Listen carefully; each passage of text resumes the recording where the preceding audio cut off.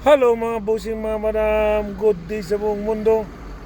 At good morning dyan sa inyo sa Pilipinas. Magandang umaga dyan sa inyo sa Luzon, Visayas, Mindanao, Philippines. At sa buong mundo, good day po sa inyong lahat. Shout out sa buong mundo. At shout out sa buong Luzon, Visayas, Mindanao, Philippines. Shout out po sa inyong lahat mga bossing, mga madam. Okay, pag-usapan natin itong mga kahon-kahon o karton kahon-kahon boxes na dumarating sa Senado. Last week pa ito at patuloy pang may dumarating. So ang dami talaga mga busing, mga madam. Sa isang bangko minsan dalawa, sa isang bangko minsan apat, dalawa. Ang dami mga busing, mga madam. So anong paano ngayon yan? Tapos ang mga laman doon nakakatakot. Ilang bangko yun sa daming mga boxes, mga busing, mga madam. Ilang bangko yun sa dami ng mga boxes.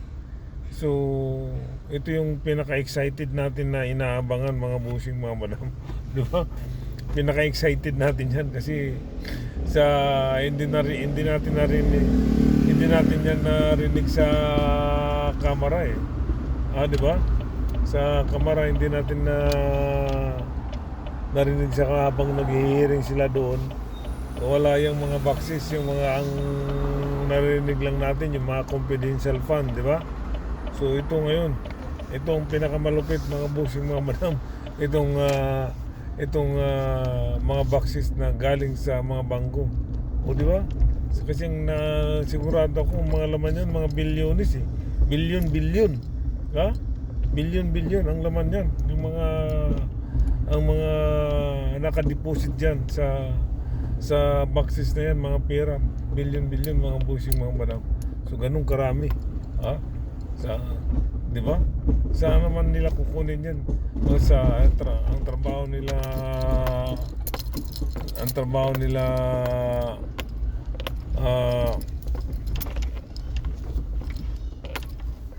Ang trabaho nila Sara, mga Duterte families, isa politician lang. Tapos ang income nila napakaliit lang. Saan nila kukunin yung bilyon? Di ba mga busing, mga madam?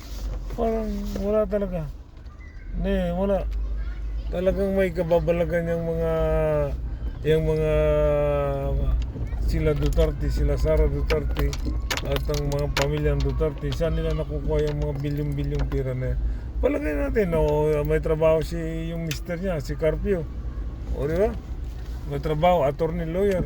Pero hindi naman ganun kalaki mga busing, mga madamang kita niyan. Hindi naman ganun kalaki. Sige, pwede natin milyon, pero yung bilyon, no. Hindi ganun. Grabe naman yan, di ba? Grabe kalaki talaga mga busing, mga madam. So, yari na. That's it. Yari na. So, okay, yun na talaga ang dapat nating abangan dahil nakaka-exciting ito. Di ba? Exciting ang next week dahil yung mga boxes na yan ang laman yan ay mga bilyon kung saan nakadeposit yung mga pera dahil iba-ibang bangko sa dami pa naman mga boxes, di ba?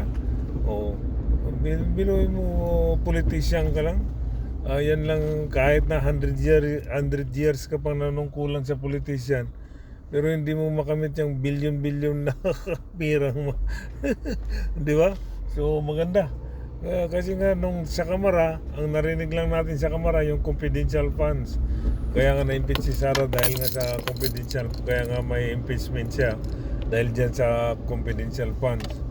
So lahat kasi kaya doon na lahat na huhukayin na.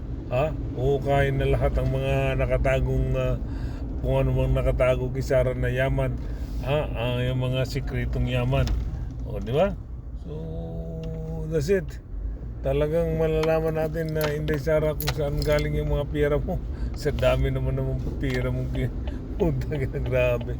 Sa kayong mag-asawa. O, di ba?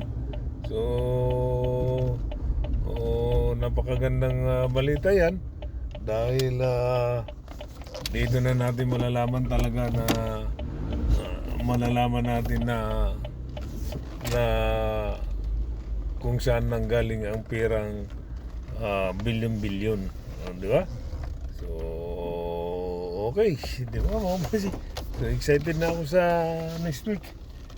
Para magkaalaman na. May mga trabaho nila, politician lang trabaho nila, tapos pera nila bilyon-bilyon. O saan naman sila kumuha ng ano yan? Katulad sila ni Henry C. Mayari ng isim na mga negosyante. Si Henry C, kitang-kitang bilyonaryo talaga. Kasi kitang-kita yung negosyo niya, mga SM, di ba? Mga proprietors, mga condo unit, mga condominium. Sila, bilyon-bilyon na pira, wala nakikitang negosyo, di ba? Di ba mga bossing, mga madam? Walang nakikitang mga negosyo. Sa mo, di ba? Di ba?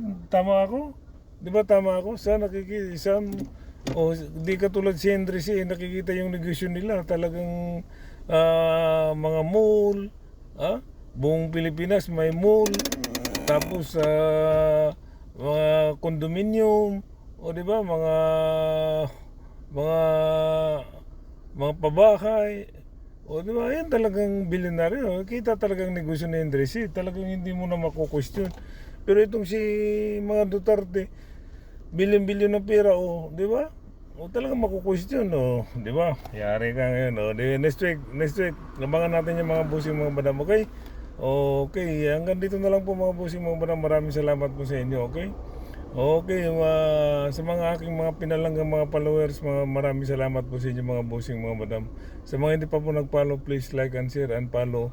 At comment din po kayo at aking babasahin mga bossing. At nagre-reply po naman ako mga bossing. Sa mga didilis dyan, ito na naman ako. Nagbibigay ng sakit ng ulo at sama ng loob sa inyo dahil hanggang ngayon ay didilis pa rin ang mga utak ninyo. Okay? Babu! Bye-bye! Peace!